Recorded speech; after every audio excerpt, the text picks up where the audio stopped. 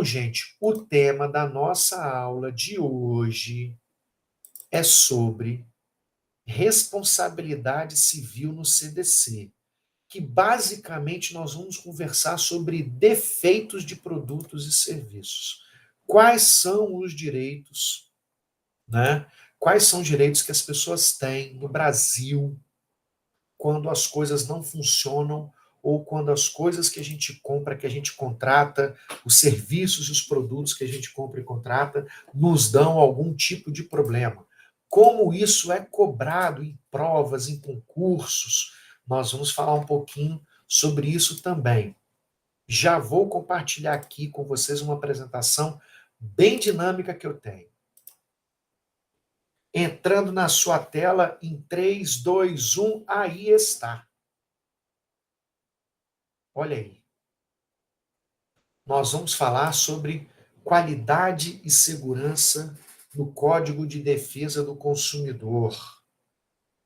Vamos tentar fazer uma diferenciação também sobre direito civil e direito do consumidor. E por que isso?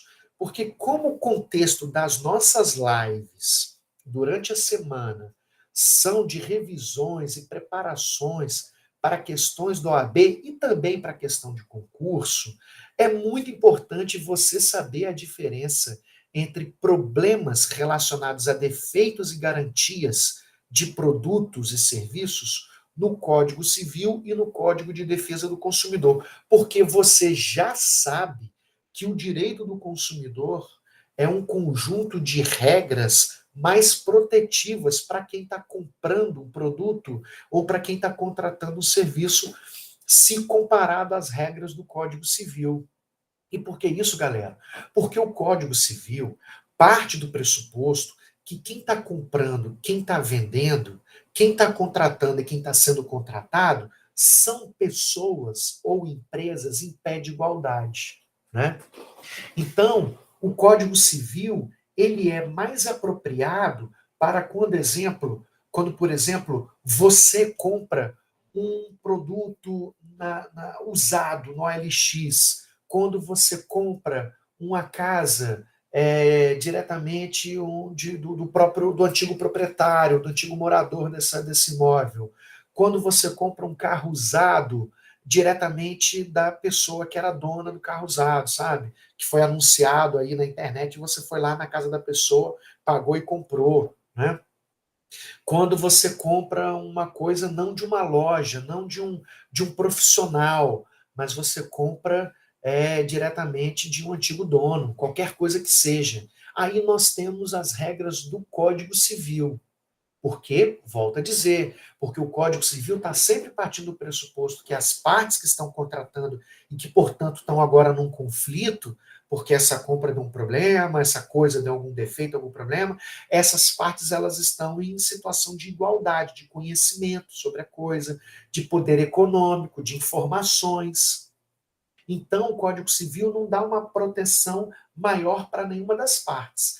Tenta tratar ambos ali em pé de igualdade. Totalmente diferente do direito do consumidor. Por quê? Porque os direitos de consumidores, que estão ali no Código de Defesa do Consumidor, né, a lei de 1990, é um conjunto de regras que parte do pressuposto que a parte que está comprando, que está usando aquele bem como destinatário final, ela está em desvantagem perante a parte que forneceu o produto. Que sempre, para se aplicar o Código de Defesa do Consumidor, a parte que forneceu o produto ou forneceu o serviço é sempre alguém profissional. Na maioria das vezes, é sempre uma grande empresa, né?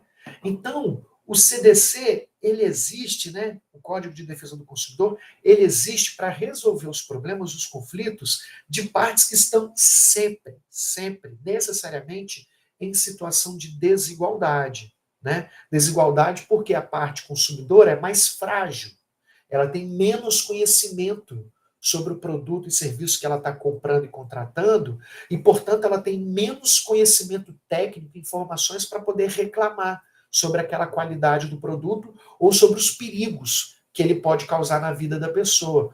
Por outro lado, sendo uma relação de consumo, e a gente já viu nas lives anteriores o que é uma relação de consumo, eu não vou falar sobre isso de novo, mas sendo uma relação de consumo, a parte fornecedora ela tem um poder econômico normalmente maior, ou no mínimo ela tem um poder de informação, de conhecimento técnico maior. A gente chama isso de assimetria informacional. O que é algo que é assimétrico? É algo que não é linear. Tudo que é simétrico, quando se fala na arquitetura, esse design ele está simétrico, né? Que significa o quê? Linhas retas, todo alinhado, arrumadinho. Isso é simetria. Assimetria tá bagunçado, tá desequilibrado, tá desnivelado. Isso é assimetria. Então, assimetria informacional é o que existe na relação entre consumidor e fornecedor, em que a parte consumidora ela tem menos informações, menos conhecimentos técnicos sobre o produto e serviço que está comprando e contratando, né? Então, o Código de Defesa do Consumidor vai tratar a parte consumidora como vítima de um defeito ou de um vício de um produto ou serviço. Vocês entenderam? Sendo vítima, significa dizer que a responsabilidade dos fornecedores ela é muito maior no Código de Defesa do Consumidor do que se aplicar do Código Civil. E os direitos da parte consumidora são bem maiores, bem mais potentes, protetivos, do que os direitos do comprador ou do contratante previstos no Código Civil. Sacaram essa lógica? Vamos ver como é que é isso na prática? Então vamos lá. Cola aqui que é sucesso. Cola aqui nessa tela que você vai brilhar na hora de cair essas questões na prova da OAB, né? Então vamos a uma análise de questões gerais. Olha só. Nós vivemos numa sociedade do consumo. Vocês já sabem disso, falamos na nossa primeira live, quem esteve aqui comigo. Quem não esteve, o que é a sociedade do consumo? É essa alta dependência que nós temos no mundo atual, na vida moderna atual, relacionadas a produtos e serviços. Nós, como pessoas, como indivíduos, somos muito dependentes das coisas, dos produtos e dos serviços, para a gente ter um mínimo de dignidade, um mínimo de sobrevivência e subsistência moderna, né? O ministro Edson Fachin, ele chama isso do mínimo patrimonial, ou seja, na vida moderna, a gente precisa de coisas, de serviços, para ter uma qualidade mínima de vida, né? Quem é você sem internet? Quem é você sem um celular? Você não é ninguém. Você está excluída da sociedade se você não tiver um celular e esse celular não estiver com um serviço incluído, contratado de internet. É ou não é, gente? Aí você pode dizer, não, mas tem muita gente que vive sem internet, vive isolada, infelizmente isolada. Inclusive, a gente tem que lutar por políticas públicas que façam as pessoas nas regiões mais remotas do Brasil poderem ter acesso à energia elétrica, à internet banda larga, para conseguirem se conectar com o mundo, né? É claro que tem pessoas que a gente que preservam uma vida com menos telas, com menos eletrônicos. Mas hoje em dia, gente, você não tem mais segurança, você não tem consegue trabalhar adequadamente, você não consegue se informar, se orientar, se educar, se você não tiver, por exemplo, um aparelho eletrônico para te conectar com a internet. Sem energia elétrica. Quem é você sem energia elétrica? Você vive num mundo primitivo sem energia elétrica. Mas eu adoro passar as férias naquela ilha, ou naquela praia, ou naquela cidadezinha que não tem energia elétrica. Sim, vai lá viver lá o ano inteiro para você ver o que é você não conseguir armazenar seus alimentos, né, durante a noite, né? Você conseguir armazenar um peixe, você conseguir armazenar uma fruta, um açaí, né? Vai lá, você vê como é que é. Você passar mal, tiver alguma coisa, você não conseguir se conectar, né, com um posto de saúde, né, que não vai ter energia para poder salvar a sua vida, vai lá. Né, não dá para viver no mundo primitivo mais, né, gente? Nós estamos em pleno 2024, sociedade do consumo. Isso significa que vivemos numa sociedade do consumo, né? De massas. E a sociedade do consumo é também uma sociedade de risco. E por quê? Porque, gente, se as coisas não funcionam, Se as coisas que nós precisamos, elas dão problema, elas dão defeito, elas podem causar problemas gravíssimos na nossa vida. Não é mesmo? Podemos ter problemas de transtornos pequenos, né, da vida, como problemaços, né? Olha, se as coisas que a gente consome tiverem com defeitos graves, contaminadas, pessoas podem morrer por conta disso, por alimentos industrializados contaminados, né? Por medicamentos que têm defeitos e não estão com seus princípios ativos funcionando. Imagina se você precisa tomar um medicamento para controlar sua pressão e aquele medicamento não tem princípio ativo nenhum, não tem elemento nenhum que funcione, ele tem um defeito de fabricação. Você vai consumir aquilo achando que está tudo bem, vai ter um pico de pressão enorme, vai ter um problema de saúde sério que pode levar à morte. As coisas, quando resolvem não funcionar por defeitos de fabricação, elas podem causar problemas simples ou podem causar problemas graves, né? E o problema é que, normalmente, quando a gente vai comprar coisas, né, ou quando a gente vai reclamar pelo não funcionamento das coisas, a gente, não sei se vocês vão concordar comigo, a gente normalmente faz um raciocínio assim, né? Ah, essa coisa é muito baratinha que eu comprei, eu não vou nem reclamar porque ela é tão baratinha, ela é descartável, vale a pena jogar fora e comprar outra nova, né? Ou então, quando você vai comprar um negócio, você fala assim, nossa, o preço está alto, hein? É, tá caro, mas a marca é muito boa, então ela deve ser mais durável. Ah, vale a pena comprar isso porque vai durar mais, é mais seguro. Ou então, vale a pena comprar esse produto aqui porque se ele está mais caro, significa que ele é mais seguro, não vai dar um problema, dar um defeito. Tem muita gente que não compra medicamento genérico porque é mais barato, e por ser mais barato, ele não deve funcionar. Então é melhor comprar o mais caro, o original. Aí a pessoa paga R$ 900 um negócio que poderia custar R$ 140. Porque medicamentos variam nesse nível, né? De 1000% de diferença de preço, muitas vezes, né? Então, pessoal, essa lógica de custo-benefício que às vezes a gente faz, né? Quanto mais alta é a coisa, maior a qualidade e menor é o risco, né? E em contrapartida, quanto mais baratinho, quanto menor é o preço da coisa, menor é a qualidade dela, então maior é o risco, né, dessa coisa dar um problema, dar um defeito ou parar de funcionar. Será que é assim que deveria ser mesmo o nosso raciocínio? Vocês acham que essa regra esse padrão, né, econômico de pensar sobre o preço das coisas, sobre custo-benefício, deveria prevalecer na sociedade? De maneira alguma, claro que não, porque isso geraria muita desigualdade. Significaria dizer que só tem direito a ter coisas boas, duráveis e seguras quem tem dinheiro para conseguir pagar mais caro. E quem não tem condição financeira, que se lasque, que se vire, que se exploda com as coisas que não funcionam. É assim que a gente deveria pensar? Óbvio que não. Que pensamento menos solidário é esse, né? Que pensamento mais maniqueísta, mais materialista. Não poderia ser assim. O nosso Código de Defesa do Consumidor não recepciona esse tipo de pensamento de cunho econômico. Qualquer lugar do mundo que tenha regras de direito dos consumidores vai estabelecer que a qualidade e a segurança contra riscos de vícios, de mau funcionamento, de defeito das coisas, é um direito, independentemente do preço das coisas pelas quais nós estamos pagando. Eu tenho direito, você e todo mundo aqui nesse país tem o direito de que qualquer coisa que a gente compre, ela seja durável, ela funcione e não nos coloque em risco de saúde, de vida ou de segurança. Copiou, Brasil? Entenderam? Então vamos seguir nessa nossa lógica. Então nós temos aqui uma primeira premissa do nosso Código de Defesa do Consumidor.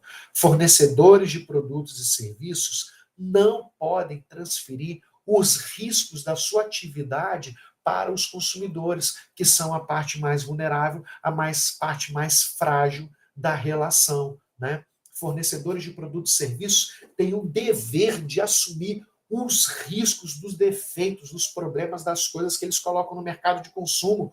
Ora as bolas. No dia que a gente descobrir que as coisas que a gente está comendo estão atoladas, envenenadas, encharcadas de agrotóxicos, e ficar mais do que demonstrado que isso causa um monte de problema para a nossa saúde, quem fabricou esse tomate cheio de agrotóxico? Quem tacou esse tomate envenenado dentro da caixinha de polpa de tomate? Quem fabricou biscoito, bolacha, lanche lotado de agrotóxico e transgênico, no dia que ficar mais do que confirmado, né, sem dúvida nenhuma que transgênico é um produto que, quando consumido durante toda a vida, é cancerígeno, esse pessoal vai pagar por todos os danos que causaram, não só ao meio ambiente, mas que estão causando à nossa saúde. Sabe por quê?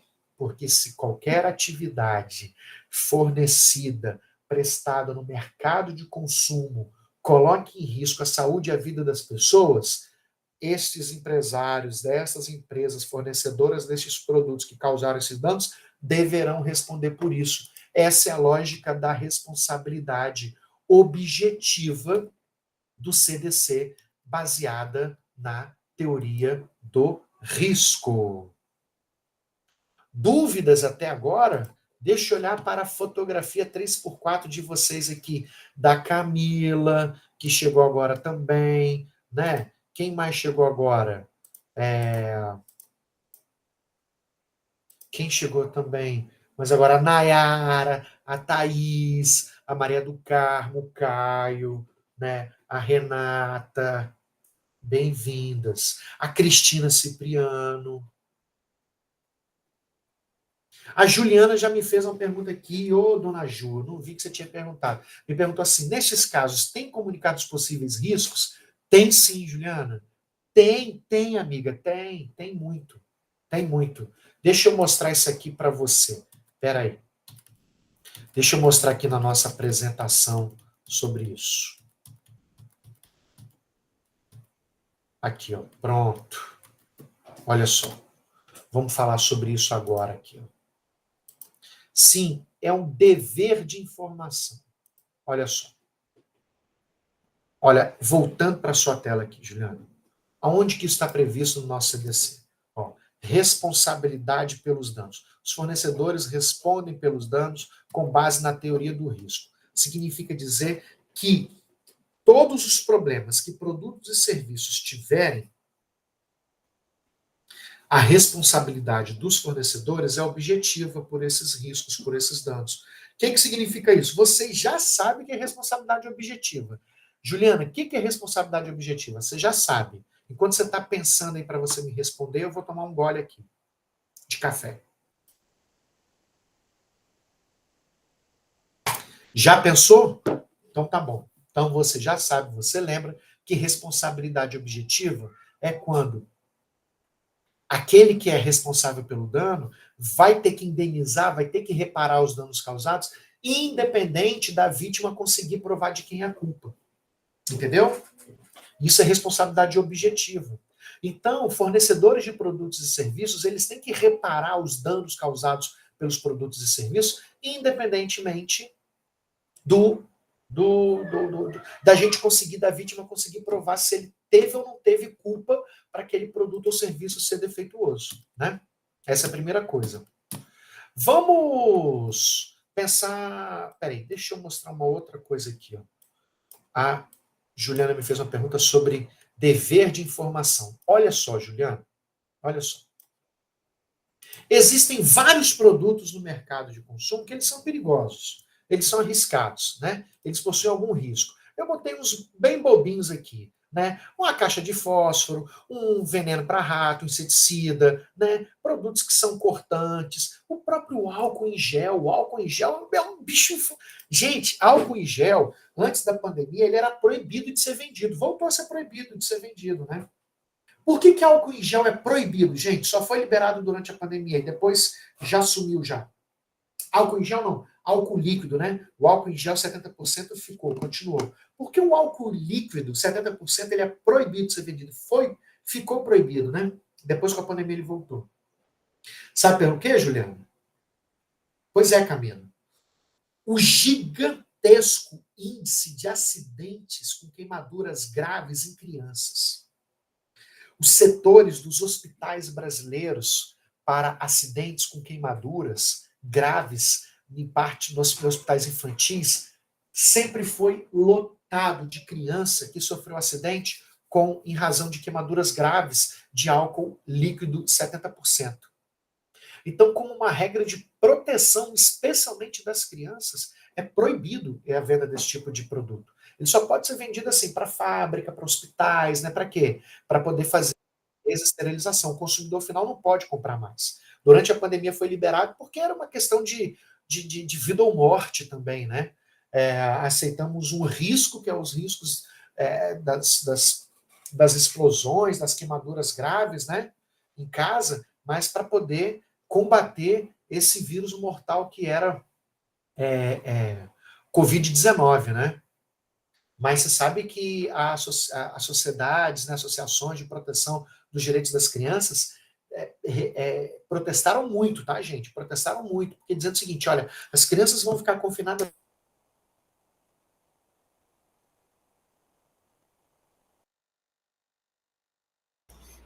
Professor, o senhor está mutado. Eu apertei o... Valeu, meu querido, apertei aqui o, o espaço sem querer, né? Então, eu estava dizendo que durante a pandemia teve muito protesto para esse produto, o álcool 70%, não poder ser vendido nem durante a pandemia. E por que isso? Porque as sociedades, associações protetoras de direitos das crianças diziam o seguinte, que olha, as crianças vão ficar confinadas, né, durante esse período de pandemia, como realmente aconteceu, e as famílias vão poder novamente comprar esse tipo de produto que é altamente perigoso, altamente danoso e arriscado para a saúde das crianças. Como é que vai ser isso, né? Então teve muito protesto, inclusive, mas o Ministério da Saúde, o governo, etc., Anvisa, achou, fazendo uma análise de riscos aí, que era melhor, né, correr esse risco das queimaduras, etc., mas para todo mundo ter as mãos aí, álcool 70% líquido, para poder combater os riscos do vírus mortal que era a Covid-19. Bom, enfim, então todos esses produtos são perigosos, né? Eu botei aqui simples, mas poderia colocar coisas mais graves, por exemplo, ingredientes alergênicos, né? Ingredientes alergênicos causam alergias em remédios, em alimentos industrializados e tantas outras coisas, né? Outros produtos e serviços que são perigosos também, mas são lícitos, são legais, são normais, né? Especialmente porque eles trazem algum benefício para a sociedade, para as pessoas, para os indivíduos. Bom, acontece que mesmo estes produtos, ainda que eles tenham algum grau de periculosidade, os riscos, os perigos têm que ser controlados. E aí, Juliana, qual é a forma que o CDC estabeleceu para garantir a proteção de consumidores contra os riscos? A informação. A informação.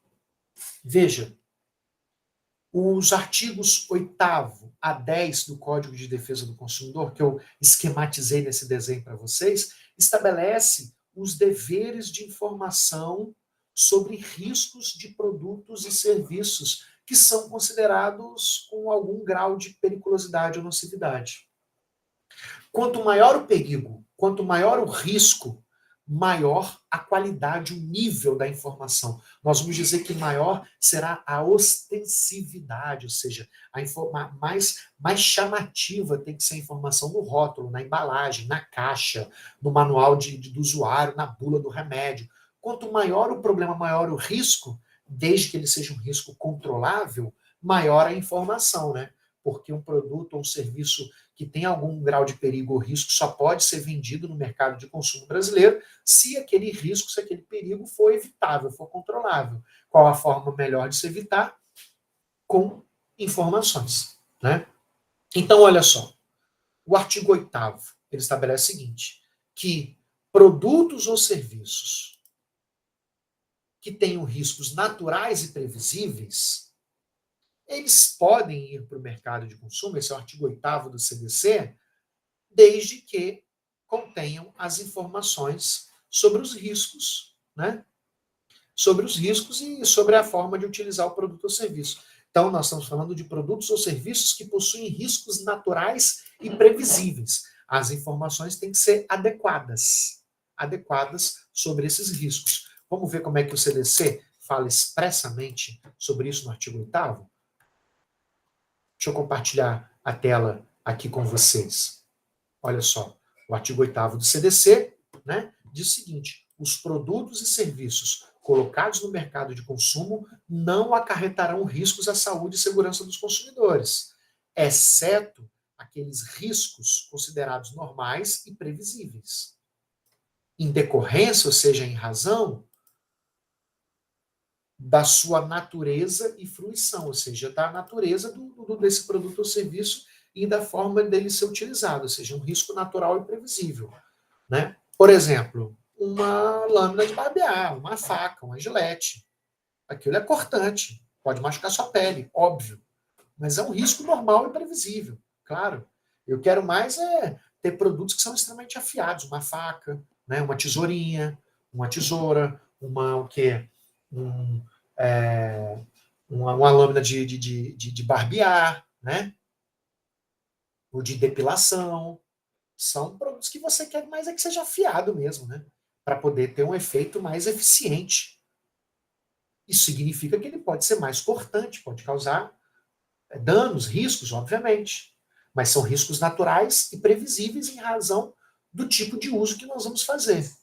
Em qualquer hipótese, quanto mais perigoso, arriscado for, maior tem que ser a informação adequada, né, sobre estes riscos e como eles devem ser evitados. Então, por exemplo, se alguém fabricou uma faca que ela é muito mais afiada do que o normal, ela tem uma lâmina assim super poderosa, uma lâmina oriental estrangeira importada que só de você encostar você já se machuca toda. Obviamente, está acima do normal, do previsível. Essa informação ela tem que ser mais chamativa, né? Se você vai comprar, então, e quem tem que dar essa informação? Quem fabricou. Porque quem está vendendo, o vendedor dessa informação não tem como saber isso, né? Ele só está vendendo. Então, o fabricante é que tem que trazer essa informação bem clara, né? Agora, produtos e serviços que são potencialmente nocivos ou perigosos à saúde ou à segurança. Ou seja, aí já não é um risco mais natural, mais previsível. É algo que é potencialmente, ou seja, pode sim causar um dano se a pessoa não souber o que ela está usando. Você imagina que você comprou lá um veneno de rato, um veneno de barata, né? E aquilo ali é tão danoso, que se cair no seu olho, você fica cego. Se alguém ingerir aquilo ali, nossa senhora, vai ter uma parada respiratória na hora. Ou seja, é um veneno, é um inseticida mais potente do que a gente está acostumado. Então, ele é potencialmente nocivo ou perigoso, porque sem informação vai causar um dano. Aí não basta uma informação qualquer, ela tem que ser ostensiva a respeito da sua periculosidade. E o fornecedor tem que adotar outras medidas cabíveis em cada caso concreto. E, por fim, se o produto ou serviço ele tem um alto grau de nocividade ou periculosidade à sua saúde e segurança, aí, gente, aí não adianta informar. Ou seja, porque ele é altamente perigoso. Mesmo que a pessoa tenha informação, ela corre um risco de dano grave à saúde ou à vida. Então, esse produto ou serviço não pode entrar no mercado de consumo. Não pode. E aí, os parágrafos seguintes estão falando sobre o dever de recall, ou seja, aquela empresa que descobriu, depois que colocou o produto no mercado, que aquele produto tem um perigo, né, grave, tem que comunicar esse fato imediatamente às autoridades competentes e tem que divulgar aos consumidores mediante anúncios publicitários na internet, no jornal, na televisão, a cabo, no streaming, no Netflix. Se vira Netflix, mas você tem que divulgar para todo mundo, né? E pagos por quem? Pela própria empresa, obviamente, né? Inclusive, os poderes, as autoridades públicas também que têm que divulgar para todo mundo, né, por veículos de comunicação de massa, quando descobrirem que tem no mercado de consumo um produto perigoso ou nocivo. Isso é chamado de recall. Foi mais ou menos esse esqueminha que eu trago aqui para vocês nessa imagem aqui. Ó. Olha aí. Quanto mais perigoso o produto, maior é a informação que tem que ser transmitida, do artigo 8º ao artigo 10º. E, se for altamente perigoso ou nocivo, tem que fazer o recall. Ou seja, tem que avisar, tem que recolher esse produto, né? A Anvisa, o Inmetro, esses órgãos todos têm regra, têm norma sobre como tem que fazer esse recolhimento. Aí, gente, código de barra também existe para isso dos produtos, sabe? Para conseguir rastrear para onde esse produto foi, onde ele está sendo vendido, em que supermercado, em que loja, em que farmácia, né? Em que shopping, onde esse negócio está sendo vendido, porque tem que ser recolhido, porque ele está altamente perigoso, nocivo, né? Vamos seguir, então, com a nossa apresentação. Vamos seguir com a nossa apresentação. Vamos lá. Aí você imagine agora uma outra situação. Imagine o seguinte, imagine que você tem uma fábrica que fabrica carros, vários carros, e essa fábrica distribuiu esses carros para uma concessionária, para uma loja de carro, né? E aí eu tenho uma pessoa aqui, a Vera. A Vera foi lá e comprou esse carro. A Vera comprou esse carro, o carro dela novinho, de fábrica, né? A fábrica montou, distribuiu para as lojas e a loja vendeu para a Vera. Olha a Nayara aí, ó. A Nayara está dentro de um carro como esse aí. A Nayara está dentro de um carro. Eu não sei se ela está ouvindo a gente, mas vocês estão vendo. Ela está dentro de um carro desse. Eu não sei se é esse carro que é perigoso. Espero que não. Torço para que não. E aí, imagina que a Vera comprou esse carro e um dia esse carro pegou fogo. Explodiu. Nossa, a Vera tomou um susto danado.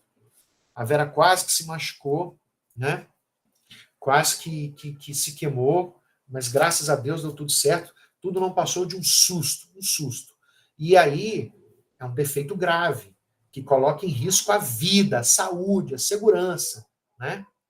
A Vera, então, ela quer o quê? Ela quer uma indenização pelos danos morais e também pelos vários prejuízos que ela teve. Ela não conseguiu trabalhar, ela, poxa, teve abalos psicológicos por conta disso, ela está traumatizada, não consegue nem entrar dentro do carro de novo, né? Não, o caso da Nayara, vocês estão vendo aí, Nayara está lanchando tranquilinha dentro do carro, não sei se ela está no Uber, não sei, mas ela está de boa ali, não está traumatizada não, está conversando com alguém, não sei quem ela está falando, né? Não sei com quem Nayara está falando, mas está de boa ali, né? Mas aí a Vera, então, nossa personagem, ela quer uma indenização pelos danos causados. A minha pergunta para vocês é se tem alguém me assistindo aqui nessa live, né, ao vivo aqui, minha pergunta para vocês é: quem a Vera terá que responsabilizar? Né? Quem a Vera terá que responsabilizar? A primeira coisa, contra quem a Vera vai entrar com ação? A primeira coisa, olha aí, Nayara, tá? É bom esse lanche aí, hein? Cuidado cair em cima da câmera, vai sujar a câmera aí do celular, menino. Vai sujar, vai cair aí gordura aí do sanduíche, você vai sujar o seu celular todo aí. Enfim. Desculpa, professor, perdão, saí da aula agora de manhã, aí tô comendo para poder ir trabalhar. É na guerra, é na batalha, é na luta. É assim mesmo. Se quiser ser advogado, é só na raça mesmo. Vai na live durante o carro enquanto vai comendo, não sei o quê. Presta atenção no trânsito aí, hein? Cuidado aí. Vai dirigir o carro, comer, assistir live e conversar ao mesmo tempo não, hein, menino? Enfim. Olha só esse esqueminha aqui. Ó. Tratando-se de responsabilidade objetiva, o nexo de causalidade, ou seja, o nexo de causa e efeito, não é entre a conduta do fabricante ou do comerciante e o dano causado à Vera. Não, de maneira alguma. Ou seja, responsabilidade objetiva significa que a gente não está nem aí. A gente não está se importando nem um pouco para quais são... de quem é o responsável. Quem causou esse defeito no carro? Quem é o responsável por esse defeito no carro que fez ele explodir? Será que foi o fabricante que montou errado? Será que foi o funcionário? Será que a responsabilidade é da peça que vem importada lá da China ou da Índia? Ou será que não? Será que foi o comerciante que não soube guardar direito esse carro, deixou ele debaixo do sol? Não importa. Porque se a responsabilidade objetiva, O nexo de causa e efeito é entre o defeito do carro, chamado acidente de consumo, que foi a explosão desse carro que pegou fogo, e os danos que a vítima sofreu, que a mulher, nossa personagem aqui, sofreu. Se forem danos físicos, danos morais, danos patrimoniais, não importa. Lucros cessantes, nexo de causa e efeito é entre o próprio acidente de consumo, o próprio problema, o defeito do carro e o dano que essa pessoa sofreu, né? E será que a vítima tem que provar qual foi o defeito? Se o defeito foi no motor, que não foi montado corretamente, se o defeito foi no radiador, se o defeito foi uma pane eletrônica. Não, Juliana. Não, não tem que provar, você está certíssimo. Porque o Código de Defesa do Consumidor inverteu automaticamente o ônus da prova com relação ao defeito. Né? Ou seja, se a responsabilidade é objetiva, a vítima não tem que provar qual foi o defeito. A vítima nem sequer tem que provar se o carro tem defeito. Cabe à vítima provar apenas que este carro me causou um dano. Pronto. Ele pegou fogo e eu me machuquei, eu me queimei, ou eu tive prejuízo no meu trabalho, ou tive um trauma psicológico, não importa. Vai ter que provar o dano e a relação, a origem desse dano. Esse dano veio a origem de qual? Vem desse carro que me causou esse prejuízo, esse dano. E pronto, isso é suficiente. Né? Aí a Cristina me faz essa pergunta que é a grande pergunta da aula de hoje, da live de hoje. E a vítima entra contra quem vendeu o carro ou contra quem fabricou o carro? Boa pergunta. Quem você acha, Cristina? Responde aí no chat para mim, aí ou no microfone. Contra quem essa mulher vai entrar com ação? Ela vai entrar contra a loja ou ela vai entrar contra o fabricante? Lembra, ela não quer o conserto do carro, ela quer uma indenização. Ela quer uma indenização pelos danos causados. Arrisca aí, Cristina. Chuta aí. Eu entraria contra os dois. Responsabilidade solidária. Boa, uma boa resposta, mas não está certa. Não está certa. Por quê?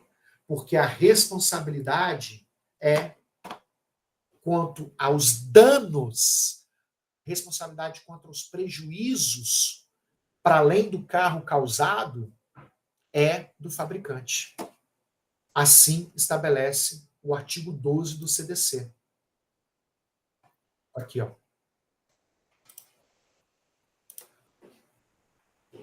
O artigo 12 do CDC estabelece que o fabricante, o produtor, o construtor e o importador respondem, independentemente da existência de culpa, pela reparação dos danos causados aos consumidores.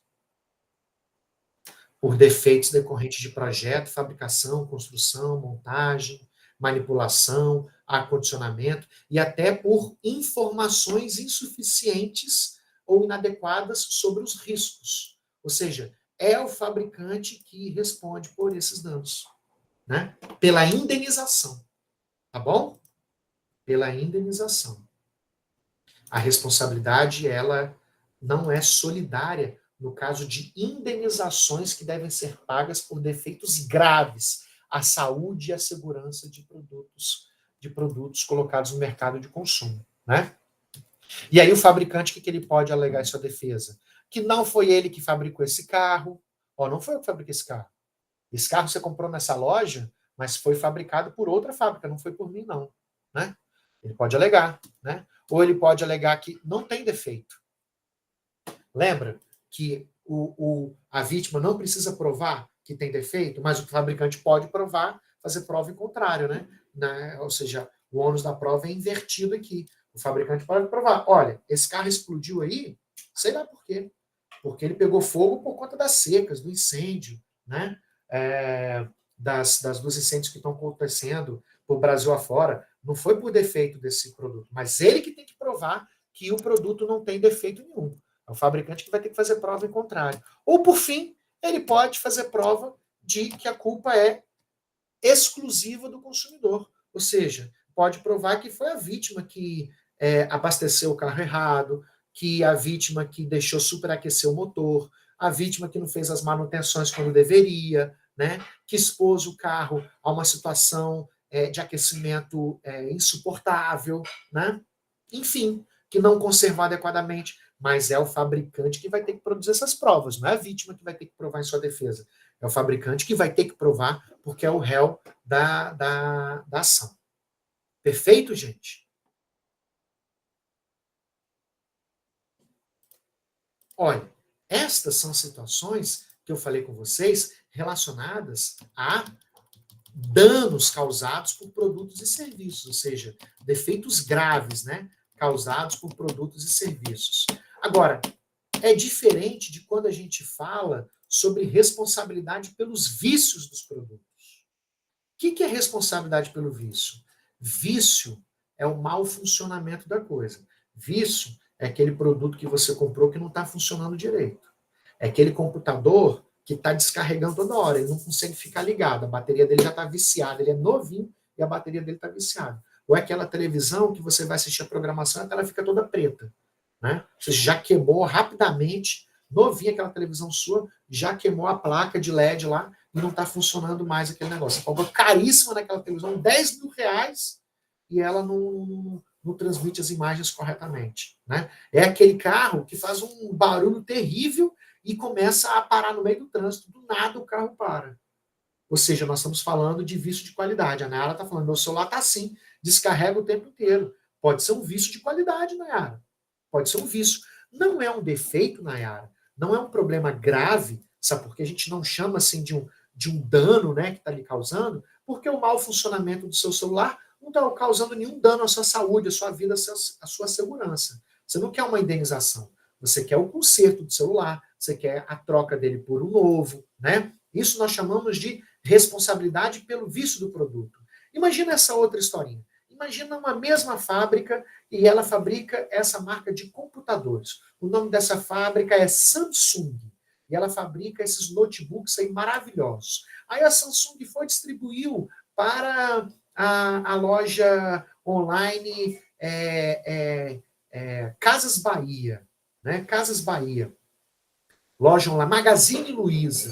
Distribuiu esses computadores da Samsung para a Magazine Luiza. E a Magazine Luiza vendeu para essa pessoa aqui. Né? Vendeu para quem?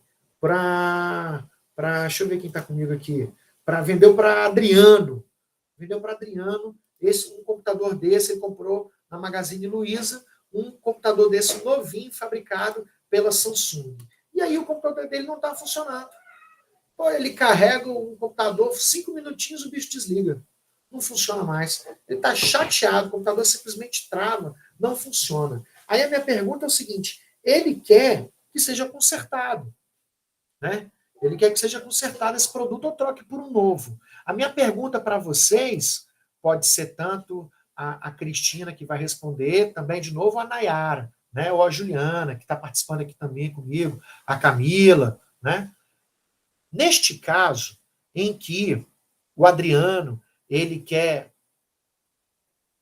exercer o direito dele de conserto do produto, ou a troca por um novo, ou a devolução da quantia paga, porque é uma questão de vício de produto, quem é responsável pelo vício do produto? Quem tem o dever de devolver o dinheiro dele, consertar ou trocar por um novo? A fábrica Samsung ou a loja? A Juliana, dessa vez, falando, ela disse que solidariamente são os dois. Juliana, será que não é só o fabricante de novo? A Adriana está falando que é só o fabricante. Será que é? Aqui nós temos um caso diferente. E a Juliana acertou a questão. Neste caso, nós temos a responsabilidade solidária pelos vícios do produto. Porque em caso de vícios de produto, não é uma indenização que o Adriano quer. Ele quer a troca do produto, ele quer o conserto, ele quer o reparo do vício ou a devolução da quantia paga. Isso está previsto no artigo 18 do CDC.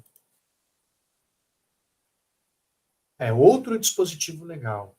No caso do Código de Defesa do Consumidor, que é diferente do Código Civil, quando você compra uma coisa usada, quando você compra uma coisa que a regra aplicável é o Código Civil, você só pode processar quem? Quem te vendeu, o vendedor. Quando se trata de direitos do consumidor, ou seja, você comprou uma coisa diretamente de uma loja, você comprou diretamente de um profissional, aí você está numa relação de consumo, né? Então, aplica-se o CDC.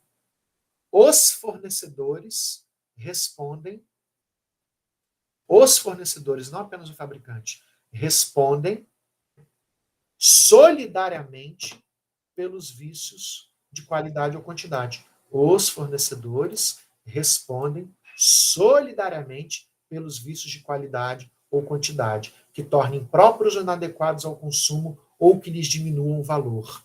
Né? Então, os fornecedores respondem pelos vícios. Aqui, nós estamos vendo que vício é um problema que causa um mau funcionamento, a desvalorização da coisa. Vício não é aquilo que causa um dano, não. Vícios de produto e serviço não causam dano, né? Juliana falou, comprei um perfume com defeito, ou seja, o perfume estava, sei lá, estragado, né? O perfume estava com cheiro ruim, o perfume não estava borrifando.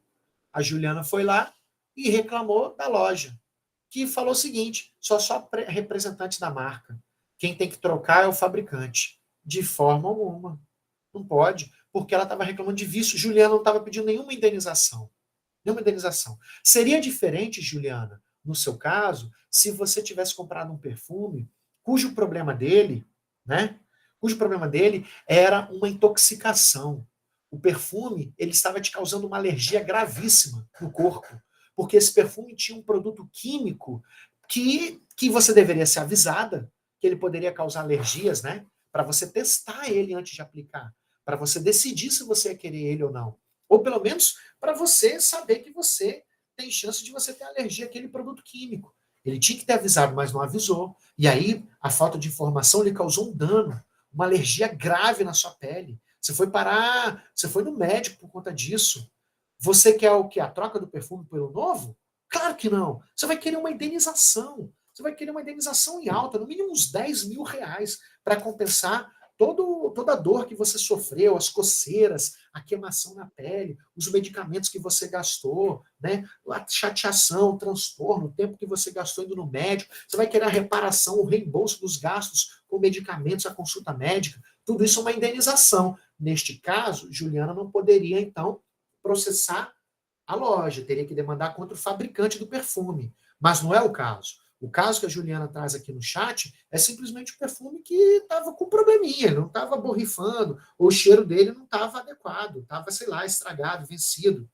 Então, ela poderia reclamar tanto contra a loja quanto o fabricante, porque os fornecedores respondem solidariamente. E quem é fornecedor? Fornecedor, olha aí, ó, está no artigo 3º do CDC. A gente viu isso na live passada. Quem é fornecedor?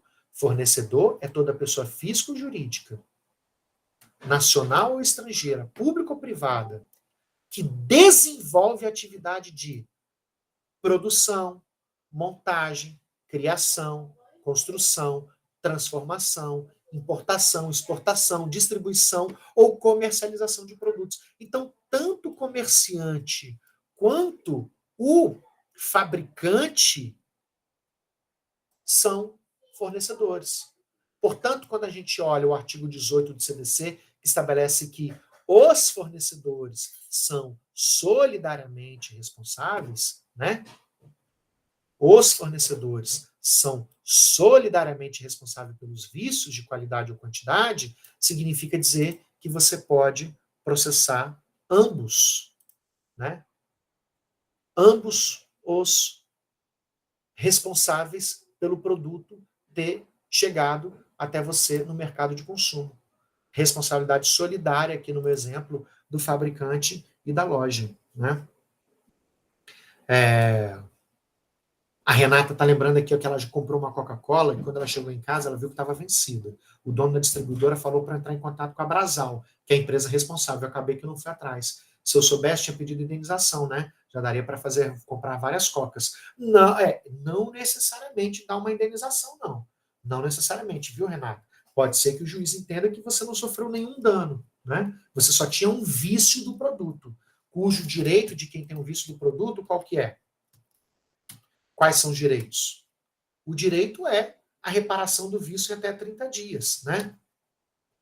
Ou seja, tentar consertar. No caso de um produto perecível, tem que ser a substituição imediatamente do produto por outro. Ou a restituição da quantia paga ou o abatimento proporcional do preço. Você podia trocar por um outro no supermercado, né, na distribuidora, ou pegar seu dinheiro de volta. Por quê? Porque você não tinha sofrido nenhum dano ainda, né, Renato? Diferente de você abrir aquela Coca-Cola que está vencida, estragada e sofrer um dano, um prejuízo. Aí sim, uma indenização você deveria receber contra o fabricante, né? Mas como era um caso de vício de produto, seu direito é o quê? A solução do problema. E a solução significa um conserto, quando é um caso de conserto, né, que tem que ser feito em até 30 dias. Não era o seu caso, né? O seu caso era um caso já de substituição do produto por outro novo, restituição da quantia paga ou abatimento proporcional do preço, né? Quando é um produto durável, né, um produto que tem um conserto, a gente tem que deixar submeter o produto ao reparo, né? Por uma única vez, claro. Não é para ele ficar toda hora indo para assistência técnica, né? Não, isso aí ninguém tem que se submeter a esse tipo de coisa, né? Os fornecedores têm uma única oportunidade, e essa única oportunidade de até 30 dias a contar do dia que você reclamou, em substituir as partes viciadas. É o que está aqui no artigo 18, olha. Podendo o consumidor exigir a substituição das partes viciadas, não sendo o vício sanado no prazo máximo de 30 dias, aí sim pode a pessoa exigir alternativamente. E a escolha da pessoa consumidora. É você que escolhe se você quer a substituição por outro novo, né, em perfeitas condições de uso, a restituição imediata da quantia paga, né, mais os prejuízos e danos que você sofreu, ou então, se você quiser, ficar com a coisa defeituosa e ter um abatimento proporcional do preço. Quero ficar com essa coisa e quero ter uma devolução de parte do valor que eu paguei, porque eu mesmo vou consertar, né? Esses são os direitos relacionados a vícios de produtos. Essa é a diferença que você precisa saber entre responsabilidade por danos, responsabilidade pelo fato do produto ou serviço, ou seja, pelo acidente de consumo, pelo dano causado à sua saúde, à sua segurança, pelo produto ou serviço defeituoso, e a responsabilidade pelos vícios de qualidade, né?